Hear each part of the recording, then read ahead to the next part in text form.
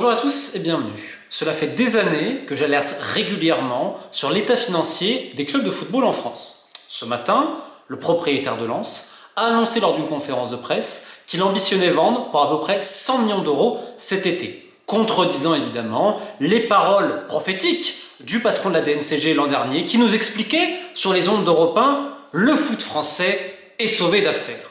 Un an plus tard, le foot français est au bord du précipice et une nouvelle fois est en train de toquer à la porte de l'État pour être sauvé. Alors, qu'est-ce qui s'est passé et pourquoi ces droits TV sont aussi importants? On va encore vulgariser pour permettre à tout le monde de comprendre à quelle sauce on se fait manger et de se rendre compte que si le foot français est encore au bord du précipice, il ne peut s'en prendre qu'à ses dirigeants. Il n'y a pas un seul responsable, il y a d'un côté un président de la Ligue de football professionnel dont les batailles d'ego et les mauvais choix en effet ont enlisé l'appel des droits TV. On a des propriétaires de clubs qui ont été aveuglés et qui lui ont fait une énorme confiance et qui ont réclamé des choses complètement irréalistes.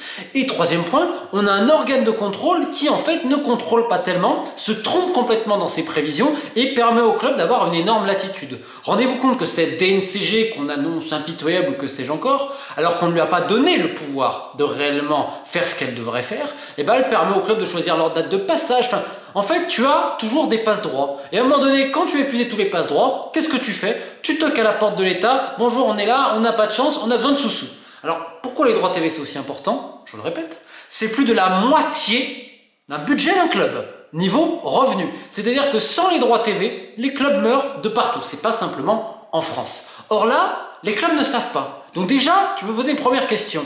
La saison, elle commence dans 2 mois, tu n'as aucun accord. Ils notent quoi dans leur passage à la DNCG pour préparer le budget? Donc je ne vais pas jeter la faute au club, mais là déjà, il y a un énorme problème. C'est une situation inédite et inouïe. Comment tu prépares un budget quand tu ne sais pas ce que tu vas toucher? Donc vu qu'ils sont sur un fil, alors là, bon, on veut vendre les joueurs, etc., on va acheter des mecs libres et tout. Bref, ça commence un petit peu à trembler. Et cette situation, elle est due à quoi? C'est une lente descente aux enfers avec des mauvais choix en veux-tu en voilà. Je rappelle qu'il y a des années, quand tous les présidents s'extasiaient du milliard, le milliard pour Mediapro. Canal, de l'autre côté, avait proposé 800 millions. On a refusé. Partenaire historique du foot français, je ne suis pas là pour dire que Canal fait tout bien. Par contre, je remarque une chose, ce que dit Pierre Maes, parce qu'on a l'un des plus grands experts de droit TV au monde, il est français. Mais bizarrement, là, il est sollicité dans certains médias, on a aussi donné la parole à Cyril Linette qui a une très bonne analyse, Christophe Boucher depuis très longtemps également. On a des gens en France qui ont appelé du monde en disant attention, vous allez dans le mur. Non, non. Donc Pierre Maes, au lieu d'avoir un emploi au niveau de la Ligue parce qu'il pourrait énormément aider le foot français, non, non. Pierre Maes rappelle très bien qu'à l'époque, tu avais en effet une situation concurrentielle, donc la Ligue pouvait en jouer pour obtenir plus, en effet. Mais il rappelle surtout que un bon contrat de droit TV, c'est quand ta Ligue, elle s'allie de pair avec ton diffuseur. Ce que fait par exemple un peu la Première Ligue, même si à un moment donné tu as en effet des guerres entre BT et Sky et tout, il y a quand même une alliance globale solide entre Sky et la Première Ligue. Regardez le rugby en France, Canal et la Ligue nationale de rugby, et ben globalement ça marche. Et on voit ce que ça donne aujourd'hui. Quand il y a trop de problèmes entre ton diffuseur et la Ligue, c'est jamais bon. D'ailleurs, c'est assez marrant, c'est assez ironique même. Regardez, et en fait il y a le contre-exemple. Le rugby en France, c'est très bien. En Angleterre, ça a été compliqué. Ils ont fait ce fameux deal CVC, ça a plus ou moins coulé le rugby anglais à certains niveaux. Et en France, c'est l'inverse. C'est-à-dire que le football français prend exemple sur le rugby anglais au lieu de prendre exemple sur ce qui marche justement, c'est-à-dire le rugby français. Mais non, parce qu'en France, donc, les 800 millions à l'époque. Pourquoi? Parce que c'est le point de bascule. À l'époque, tu as 800 millions, tu garantis au club des rentrées d'argent quand même un petit peu supplémentaires, mais on les a fait rêver avec le milliard. Et le véritable problème, je le répète, c'est qu'on a des présidents qui ont perdu le sens des réalités, qui pensent « Ah oui, mon club niveau tant et c'est là », c'est comme Saint-Etienne, il y a quelques années, on pouvait le vendre pour 80 millions, et là, il se retrouve à vendre pour une vingtaine de millions. Parce qu'il y a encore eu cette folie des grandeurs. Et cette folie des grandeurs, on l'a vu derrière. Alors, je ne vais pas vous refaire tout l'historique, mais c'est quand même important de le rappeler. On a encore eu la course au milliard. Alors, rendez-vous compte. Oui, on a compris, avec Mediapro et le Covid, on a compris. Ils n'ont rien compris du tout. Et c'est pour ça que j'ai de la peine pour les salariés, pour les fans. Mais les propriétaires, j'ai aucune peine pour eux. Ils méritent de couler. Parce que d'une, ils perdent 20 à 30 millions par an et ils espèrent faire des transferts. Ça se sert copieusement dans la caisse et quand tu te fais voler, il faut surtout rien dire pour pas passer pour un imbécile. Et troisième point, ils n'écoutent rien. Ils te disent non mais CVC c'est un super deal, ah bah oui, t'as hypothéqué à vie 13% de tes revenus, ah bah oui c'est magnifique, bravo, contre un peu de cash actuel, parce que sinon en effet tu coulais. Pourquoi? Parce que tu étais mal géré. Et donc, ils ont suivi président Labrune, vous inquiétez pas, et là ils ont fait que des erreurs. Déjà ils ont fait un appel d'offres qui était super tardif, parce qu'en fait la Ligue et les présidents de club ils se sont dit on va mettre la pression sur Canal, on va mettre la pression sur Canal, sur beIN, sur tout le monde. En fait non. Et surtout, ils ont empêché les prix de réserve. Ça fait que, à l'époque, tu pouvais faire une offre même si elle était en dessous de ce que la Ligue attendait, puis après ça négociait. Là ils n'ont pas fait ça, donc ça fait que personne n'a fait une offre. Je vous n'explique pas le truc d'Amazon où en fait tu as vendu le championnat pour 250 millions, 80%, alors qu'avant ça valait plus ou moins 3 fois le prix, enfin bref. Donc tu as fait une nouvelle valeur étalon, enfin bon. On passera aussi de qui a obtenu les droits de certains documentaires sur Amazon, c'est intéressant de voir certains liens avec des gens de la Ligue, mais il n'y a pas de conflit d'intérêt, il paraît. Donc, soit ainsi.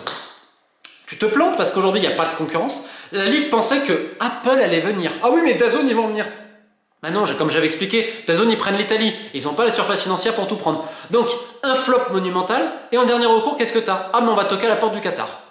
Donc en fait, la Ligue, ne trouvant pas de solution, dire mais c'est bon, tonton Nasser va nous sauver. Bon déjà, tonton Nasser, c'est pas lui qui est le ministre des Finances, c'est pas lui. Oui, il gère beIN, mais c'est pas lui qui a le portefeuille. Je rappelle que depuis 4 ans, beIN, et pas qu'en France, à l'international, a réduit la voilure. Donc, qu'est-ce que la France attendait? Alors que la stratégie mondiale de beIN est de réduire les dépenses, et là d'un coup il ferait une folie, mettrait quasiment 1 milliard sur la Ligue 1, ou 700 millions par an, sur un contrat de 3 ou 4 ans, donc mettrait des milliards, alors qu'ils ne le font plus depuis des années. Évidemment le ministre des Finances il a dit non. Alors là dans le même temps tu as eu le duo d'amis, parce qu'il faut quand même pas l'oublier, Vincent Labrune, Nasser Al-Khelaifi, c'est 2 copains, qu'on a vu main dans la main depuis des mois et des mois, on rassurait tout le monde, oui le Qatar va payer, mais le Qatar va payer au nom de quoi en fait? Vous les prenez pour des imbéciles? Parce que vous pensez sincèrement qu'ils allaient payer 700 millions de droits domestiques et 200 millions de droits internationaux? Pour 900 millions? Vous pensez que c'est parce qu'ils ont de l'argent, ils sont débiles, qu'ils vont signer des chèques? Non. Alors, à moins qu'il y ait des contreparties politiques. Ça n'a pas été le cas. Et tant mieux d'ailleurs, parce que ce serait assez terrible. On rappelle que c'est du football. Donc là, t'arrives, ça commence 2 mois, qu'est-ce qui se passe? On toque à la porte de l'État. Ah oui, mais on a retrouvé de l'aide. En effet, Emmanuel Macron vient dans le dossier, donc on a des tractations politiques. Pourquoi? Parce que ton produit aujourd'hui, il ne vaut pas ce prix-là. Ton produit aujourd'hui, d'une, il n'y a pas de concurrence. Donc s'il n'y a pas de concurrence entre les diffuseurs, ils n'ont aucune raison de surpayer. Mais ils vont dire oui, mais ils vont flinguer le foot français. Non, le foot français se flingue tout seul en fait. Avec tout ce qu'ils ont fait, ils n'ont pas besoin que Canal leur torde encore plus le cou. Le cou, il est déjà tordu. Et là, t'attends que Canal, oui, mais le problème c'est que Canal, oui, ils vont peut-être venir, mais ils ont d'autres choses. Je rappelle que Canal est détenu par Vivendi, qui est en train de faire une énorme opération avec MultiChoice en Afrique du Sud, qui coûte des milliards. Donc Canal, ils ont besoin de liquidité. Ils ont déjà pris les droits des Coupes d'Europe. Pourquoi voulez-vous qu'ils payent à plein pot la Ligue 1? Sachant qu'ils ont le rugby, ils ont la Formule 1, et ils ont trouvé une formule où ça leur va. Littéralement, économiquement, ils n'ont pas besoin de payer la Ligue 1 à ce prix-là, ça leur ferait perdre de l'argent. Et ils ont besoin de plus d'argent, parce que je rappelle que la maison mère est en train de racheter MultiChoice, et que ça coûte des milliards en Afrique du Sud. Donc ils ont besoin de liquidité. Donc qu'est-ce qu'on fait? Alors, que Canal veut garder un petit peu de Ligue 1, oui, mais il n'ira pas tout seul. Donc maintenant, il faut trouver mais à un prix qui a complètement baissé. Globalement, si tu parles aux acteurs du marché international, la Ligue 1, on te dit c'est entre 6 et 700 en comptant les droits internationaux, parce que les droits internationaux, ils vont pas énormément monter. Tu as perdu Mbappé, Neymar, Messi. Et on va être très honnête, à l'étranger sur la Ligue 1, c'est surtout pour le Paris Saint-Germain. Là, aujourd'hui, le Paris Saint-Germain a moins de stars, donc est moins attractif pour quelqu'un qui ne suit pas forcément le championnat de France régulièrement. Donc, tes droits ne vont pas augmenter, potentiellement, ils vont baisser. Mais bon, c'est pas grave, on va les faire x3, x4. Donc après toutes ces erreurs-là, tu toques à la porte de l'État. Et là, on va faire un petit scénario. On va faire une petite histoire. Parce que je l'entends depuis un moment, cette histoire-là, donc je vais vous la raconter, elle est marrante. On va dire que c'est une histoire fictive, d'accord? Vous avez d'un côté Canal, qui avait, soi-disant, un peu le monopole, qui est donc le diffuseur historique, ce que vous voulez, qui aussi a eu des problèmes d'ego. Attention, je ne suis pas là pour défendre tout ce que fait Canal, loin de là. Néanmoins, quand la Brune les prend et leur dit quelque chose et fait l'inverse derrière, je comprends aussi qu'il y a un problème. Mais non, vous êtes Canal, et vous attendez qu'on vienne vous chercher et tout. Sauf qu'en fait, je vous dis, vous avez déjà d'autres investissements, d'autres trucs, donc bon...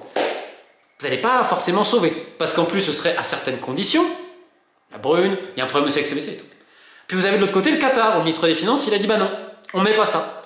Donc peut-être tu vas essayer de trouver un deal avec les deux, pour moi tu l'as pas. Donc là tu cherches, tu te rends compte qu'Amazon, en fait, là ils n'arrivent pas à gagner de l'argent, donc bon, ils vont pas revenir et déjà le prix était trop faible. Apple, c'était un... Ils ont quand même cru qu'Apple allait venir Netflix aussi, mais pourquoi pas. Donc en fait tu te rends compte que tu es complètement planté.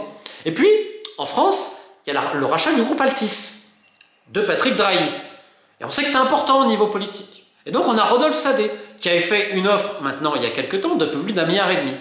Dans quelques jours, cette offre va être si je ne dis pas de bêtises, vis-à-vis de l'Arcom, c'est l'autorité de régulation de la communication audiovisuelle et numérique, Donc ils vont être auditionnés, etc. Et tout. Parce que l'idée, c'est de finaliser le rachat d'Altis, qui dispose d'RMC et de plein d'autres choses pour plus d'1,5 milliard par Rodolphe Sadé, qui dispose déjà de certaines choses dans les médias.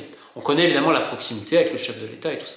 Et au milieu de tout ça, hein, c'est une histoire évidemment, hein, que je vous raconte, hein, et ben, ça murmure quand même qu'il y aurait l'ancien président de la République française, Nicolas Sarkozy, toujours très au fait quand même du football, qui était très proche d'ailleurs des réseaux La Brune à un moment, très proche évidemment du Qatar et tout ça, mais qui là, eh ben, serait un petit peu en coulisses et ferait comprendre qu'il y aura un intérêt. C'est-à-dire qu'au lieu d'attendre Canal, tout ce que vous voulez, eh ben pourquoi ne pas finaliser dans les temps le rachat d'Altis et que Altis, par Rodolphe Sadé, pour embellir ses programmes, avoir quelque chose, parce qu'il va avoir aussi pas mal de droits qu'RMC va devoir prolonger, eh ben prennent la Ligue 1 pour à peu près 500 patates. Alors c'est une histoire, hein, comme je vous dis, hein, mais c'est ce qui est en train de se murmurer en coulisses, c'est-à-dire, oh, politiquement, on se dit, ah, Drahi, faut à tout prix, machin, parce qu'on peut pas qu'Altis coule, ok, Rodolphe Sadé récupère, là, ça va passer devant l'Arcom, faut finaliser le rachat. Alors, attention, il y a peut-être une question de temps, est-ce que ça va passer en les temps? Mais derrière, il faudra peut-être des nouveaux programmes pour embellir tout ça. Et comme ça, on fait un peu la nique à Canal et tout ça. Ça, c'est un peu ce qui est en train de se jouer. Donc, ça montre une chose. La Ligue, non seulement n'a pas le plein pouvoir, pour preuve, la réunion qui était prévue mercredi avec les présidents, elle a été annulée, elle a été repoussée à la fin du mois. Donc, Vincent Labrune a envoyé un message en oui, il y a des négociations, etc. Toutes les erreurs commises, déjà sous la précédente direction de la Ligue de football professionnel, il ne faut pas l'oublier, et là, toutes les erreurs accentuées par son président, par tous les gens autour du président, parce que je rappelle qu'on a dépensé à tour de bras, j'ai prévenu depuis des années, les mecs vivent sur une autre planète, on a acheté des locaux à un prix absolument faramineux, on a embauché du monde, on a pris une agence pour vendre les droits à l'étranger. Il s'est passé quoi en fait? Toutes les décisions prises par la LFP ont été un flop. Toutes les décisions prises par la DNCG et les prises de parole de son président, M. Michler, en fait, tu te rends compte qu'un an après, c'est exactement l'inverse qui s'est produit. Et les présidents de club continuent à soutenir le président. Alors, pas tous, parce que tu en as quelques-uns qui vont appeler le président du Havre, qui s'était levé un peu contre CVC et tout ça, en disant ouais, je te soutiens, on est en train de se faire avoir. Oui, on nous a promis des trucs, ça va pas. D'autres sont et aussi énervés vis-à-vis du président du Paris Saint-Germain, qui disent oui, mais il nous a promis aussi, parce qu'en gros, comme si le Qatar allait les sauver. Donc aujourd'hui, le plan de la Ligue, c'était ça. Se dire, oh là là, on va toquer à la porte des Qataris et ils vont nous sauver. Alors que depuis 4 ans, ils ont réduit considérablement la voilure sur Bein. Et on voudrait que ces gens, donc au niveau étatique, bénéficient encore d'aide et de coups de pouce politiques afin de perdurer dans ce système-là. Donc à un moment donné, le message est au président.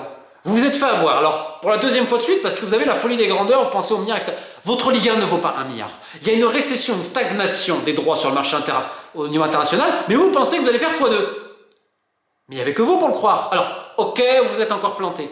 Mais vous attendez quoi pour réclamer des comptes, que ce soit au patron de la DNCG, qui permet certaines choses quand même assez incroyables, et au patron de la Ligue de football professionnel? Comment M. Labrune peut rester? Parce que je rappelle que le grand vainqueur du deal CVC, c'est lui. C'est pas vous. Alors oui, votre club a pris un peu de cash, là, ça a permis un peu. Mais vous avez hypothéqué l'avenir de vos clubs. Par contre, M. Labrune, lui, il a bien touché. Vous lui avez permis de prendre ses 3 millions, etc., tout ce que vous voulez. Donc, pensez à qui a gagné depuis le début de la présidence de M. Labrune et pensez aujourd'hui à l'avenir. Pas demain, après-demain. Parce qu'au bout d'un moment, oui, vous toquez toujours à la porte des politiques qui, visiblement, sont à genoux devant le football français, mais peut-être qu'à un moment donné, même eux, ils ne pourront plus rien faire. Donc, le temps presse, Altis, Canal, etc., pression politique, mais tout ça pour dire qu'en fait, si la Ligue avait fait son boulot et les présidents aussi, on n'en serait pas là, au bord du précipice. Alors, keep the faith, et aussi un grand courage pour les salariés et les fans, parce que malheureusement, j'ai peur qu'il y ait du grabuge. À bientôt.